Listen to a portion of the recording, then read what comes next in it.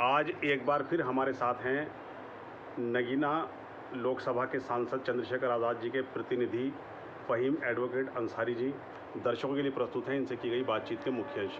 सबसे पहले तो फ़हीम एडवोकेट साहब, आपका एक बार फिर बहुत बहुत स्वागत है, इस्तकबाल है। धन्यवाद। फ़हीम साहब, जैसा कि चर्चा है कि कल आपने ग्राम पंचायत मुबारकपुर कलेडी का दौरा किया है, वहाँ जाकर आपने कई समस्याओं को देखा है, तो कुल मिलाकर उसके बारे में आप क्या जानकारी देंगे? जी, सबसे पहले मैं आपका धन्यवाद अदा करता हूँ, बब्बन भाई। जी और कल हम लोग हमारे एहसान अंसारी साहब जी और शुएब भाई के कहने पर जी इन्होंने मुझे कुछ समस्याओं से अवगत कराया था जी कलेडी की। जी जी तो हम लोग वहाँ गए, जी हमारी टीम वहाँ गई और हमने देखा कि वहाँ पर एक प्राथमिक स्वास्थ्य के उपकेंद्र है, जी उसका हमने निरीक्षण किया। जी हमने वहाँ की व्यवस्था देखी, किस तरह की व्यवस्था है। जी वहाँ जब हम पहुँचे तो हमने देखा कि वहाँ पर किसी भी चीज़ की, दवाई की, किसी भी डॉक्टर की कोई भी सुविधा नहीं है। वो चीज़ हमने नोट की है और हमने सीएमओ साहब से बात की है और जल्द से जल्द वहाँ पर एक अच्छे डॉक्टर, जी एएनएम का और अच्छी दवाइयों की व्यवस्था कराने का हमारा पूरा प्रयास किया जा रहा है। और उसके बाद फ़हीम साहब, यहाँ पर हम आपको एक बात बता दें कि ये जो प्राथमिक स्वास्थ्य उपकेंद्र है जी अलीपुर हिरदा और कलेडी में, इसको बने हुए लगभग 20 साल हो गए हैं। जी तो पिछले 20 सालों से ये मात्र शोपीस बना हुआ है, ना तो इसमें स्टाफ है, ना इसमें दवाइयाँ हैं। तो इसे क्या कहेंगे आप, जो इस तरह के इनके हालात बने हुए हैं प्राथमिक स्वास्थ्य देखिए, केंद्रों इस के? तरह के जो उपकेंद्र हैं जिसमें सरकार का एक बहुत बड़ा बजट लगा हुआ है, ये सरकार की फेलियर है। जी सरकार का एक बहुत बड़ा एक फेलियर ये साबित हो रहा है जी जी, यानी एक योजना है, उसका लाभ जनता को उसका नहीं मिल लाभ रहा है। जनता को नहीं मिल पा रहा है। जो योजना है जी उसका लाभ जनता को नहीं मिल पा रहा है। लेकिन हम लोग गए कल, जी हमने निरीक्षण किया, उसमें देखा कि बाहर भी इतनी गंदगी है, कोई सफाई की व्यवस्था नहीं है, जी किसी तरह का दवाई नहीं है, कोई डॉक्टर वहाँ मौजूद नहीं रहा। जी तो इस संबंध में हमने सीएमओ साहब को अवगत कराया कि वहाँ पे एक अच्छे डॉक्टर की व्यवस्था की जाए और दवाई की व्यवस्था की जाए। फ़हीम साहब, जब आप वहाँ दौरे पर गए हैं कलेडी में, तो कलेडी का जो मेन रोड है जलालाबाद वाला, जलालाबाद से कलेडी तक, तो वो बहुत ज़्यादा बुरी हालत में है। क्या आपने उसे भी देखा है? हाँ, हमने उसे भी देखा है। एहसान भाई ने उस चीज़ को भी मैं नोट कराया है, शुएब भाई ने। जी हमने देखा क्या काफ़ी हालात ख़राब उस रोड के, खस्ता हालात हैं। जी तो मैंने उसे नोट किया है जी और मैं पूरा प्रयास करूँगा कि उसे पीडब्ल्यूडी के माध्यम से या सांसद जी के माध्यम से या जो भी विभाग हो, जी जी उसके माध्यम से मैं पूरा प्रयास करूँगा कि वो बने।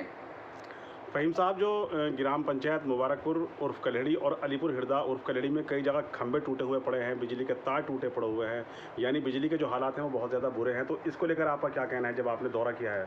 हाँ, बिल्कुल। एक तो हमारे यहाँ त्योहार के टाइम बहुत ही जो बिजली की व्यवस्था बहुत ख़राब रहती है। जी तो मुझे स्पेशली एहसान भाई ने इस बात से अवगत कराया जी कि वहाँ पर एक बड़ा ट्रांसफार्मर रखा हुआ है, कई छोटे ट्रांसफार्मर रखे हुए हैं कई सालों से। जी एक बहुत बड़ा बजट जी सरकार का वहाँ लगा हुआ है, जी लेकिन कई सालों से जब से वो ट्रांसफार्मर रखे गए हैं तब से वो लाइन चालू नहीं हुई है। तो जी तुरंत मैंने उसी वक्त एक्शन नजीबात को अवगत कराया।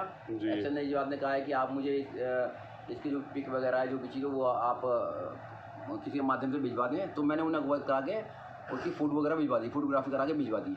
जी एक्शन साहब से मेरी बात हुई है। एक्शन साहब ने कहा कि मैं उस पर टीम भेजकर और कुछ निरीक्षण कर और उसे जल्दी जल्दी चालू कराने का काम करूँगा। जी अगर वो चालू हो जाता है तो एक कलेडी में, मुबारकपुर में एक बहुत अच्छी बिजली की सुविधा मतलब जो मिलेगी। जो अव्वल लोड है। ट्रांसफार्मर, जी जी जी, जी। ट्रांसफार्मर जो लोड पड़ रहा हाँ, है, जो आए लोड, दिन फूकते रहते हैं हमारे आए दिन फूकते रहते ट्रांसफार्मर। जी हैं। तो उसका जो लोड है वो कहीं ना कहीं दूसरे ट्रांसफार्मर तक कनेक्ट हो गया। वो जो बार तार टूटने की समस्या रहती है, वोल्टेज कम रहने की समस्या रहती है, उससे कहीं ना कहीं लोगों को निजात मिलेगी। फ़हीम साहब, गांव-गांव टंकी बनाने की योजना सरकार की तरफ से चल रही है, यानी घर-घर पानी की टंकी का जो सिस्टम है उसको पहुंचाया जा रहा है। घर-घर जल योजना सरकार की तरफ से चलाई जा रही है, लेकिन हमने देखा है कि कई गांव के अंदर जो पाइपलाइन सड़क में डाली जानी थी, उसे लेकर गांव की सड़कें खोद दी गई हैं। कम से कम 2 साल से ज़्यादा का वक्त हो गया है। ये हालात कलेडी के अंदर भी हैं और दूसरे गांव के अंदर भी हैं, तो यानी सड़कें बहुत बुरी हालत में हैं। जो गलियों तक की सड़कें थी वो भी खुदी पड़ी हैं, आने जाने में बहुत दिक्कत लोगों को हो रही है। तो जो आपने दौरा किया है, आपने वहाँ पर टूटी हुई सड़कें देखी हैं, तो उसको लेकर आपका क्या कहना है? इस संबंध में कई बार शिकायत हमारे पास आई है। करेली की शिकायत एहसान भाई के माध्यम से, शिव भाई के माध्यम से हमारे पास जब पहुंची है तो हमने वहाँ निरीक्षण कर देखा।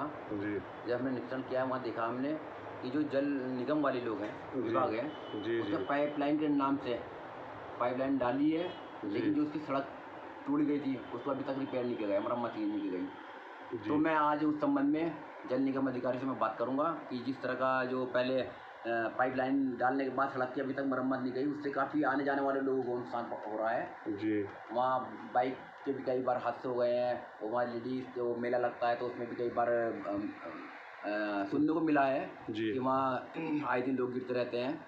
तो इस संबंध में मैं आज ही बात करूँगा, बात करके इसका बहुत जल्दी इसे निशान करने का प्रयास करूँगा। फ़हीम साहब, कलहड़ी की अगर हम बात करते हैं तो कलहड़ी के पास से नेशनल हाईवे गुजर रहा है। जी जी। उस नेशनल हाईवे के दोनों साइड में सर्विस रोड बनवाए जाने की मांग को लेकर पिछले दिनों भारतीय किसान यूनियन राजनीतिक के बैनर तले अनिश्चितकालीन धरना प्रदर्शन किया था, जो लगातार 11 दिन तक चला था। तो ये एक बहुत बड़ी मांग है उस क्षेत्र की जनता की, और चूंकि आपने वहाँ दौरा भी किया है, आपने भी देखा होगा कि दोनों साइडों में सर्विस रोड बनना कितना ज़रूरी है, कितना अहम है वहाँ के लिए, जनता के लिए, क्षेत्र की। तो इसको लेकर आपका क्या कहना है, जो सर्विस रोड बनाए जाने के लिए क्षेत्र की जनता संघर्ष कर रही है? हाँ, मैं जब कल गया कलहड़ी तो मैंने देखा एक बड़ी समस्या है कलहड़ी वालों के लिए, और वहाँ के आसपास के जो गाँव हैं जी वहाँ के लिए एक बड़ी समस्या है। तो पिछली बार भी कई मांग उठी है, मेरे जी। पास भी कई बार लोग आए हैं, और जी, एहसान जी। भाई ने भी इस चीज़ से मुझे दिखाया, वहाँ पर मैंने विजिट किया। जी तो इस संबंध में भी मैं माननीय सांसद जी को अवगत कराऊंगा, और मैं पूरा प्रयास करूंगा कि वहाँ एक ऐसी सर्विस रोड बने जिससे कि लोगों को आने जाने में सहूलियत रहे। क्योंकि अगर सर्विस रोड वहाँ नहीं रही तो कलहड़ी के लोगों, आसपास के जो गांव के लोग हैं, उन्हें बहुत लंबा चक्कर लगाकर घूम कर आना पड़ेगा। तो मैं बिल्कुल इस सर्विस रोड के संबंध में माननीय सांसद जी को अवगत कराकर और पूरा प्रयास करूँगा कि एक सर्विस रोड की वहाँ व्यवस्था की जाए। यानी दोनों साइडों में हाईवे के जो है हाँ, सर्विस रोड बनवाया जाए। दोनों साइड में सर्विस रोड बनाई जाए। फ़हीम साहब, जैसा ही कल आपने कलहड़ी क्षेत्र का दौरा किया है, काफ़ी आपने जो वहाँ दिक्कतें हैं, परेशानियाँ हैं, समस्याएं हैं, उनको जाना है, देखा है, तो इन सारी चीज़ों के लिए आप बधाई के पात्र हैं कि आज़ाद समाज पार्टी की तरफ से एक अच्छा काम क्षेत्र की जनता के लिए किया जा रहा है। तो कुल मिलाकर आपका क्या संदेश है, क्या मैसेज है? मेरा कलहड़ी के लोगों को ये संदेश है, पूरे विधानसभा के लोगों को, कि हमारे जगह जगह कैंप कार्यालय खुले हुए हैं, जी पदाधिकारी मौजूद हैं। कलहड़ी वालों के लिए मैं कहता हूँ, कलहड़ी क्षेत्रवासियों के लिए, कि एहसान भाई, शिव भाई ने एक कैंप कार्यालय वहाँ खोला है पार्टी का।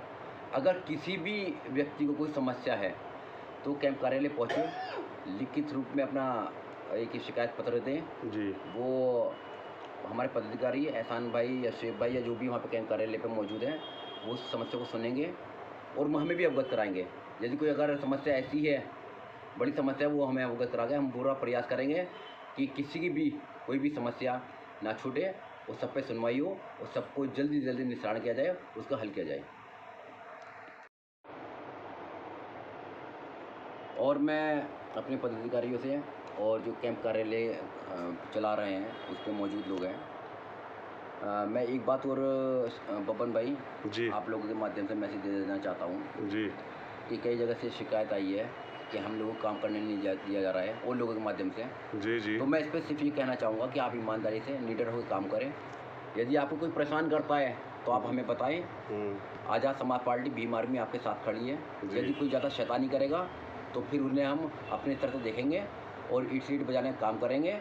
और यदि वो अपनी हरकतों से, अपनी शैतानियत से बाज नहीं आएगा तो फिर उसके खिलाफ हम बिल्कुल कानूनी कार्रवाई करने का पूरा प्रयास करेंगे। फ़हीम एडवोकेट साहब, आज एक बार फिर आपने हमारे चैनल के लिए अपना कीमती वक्त दिया, इसके लिए आपका बहुत बहुत शुक्रिया, बहुत बहुत धन्यवाद। मेहरबानी।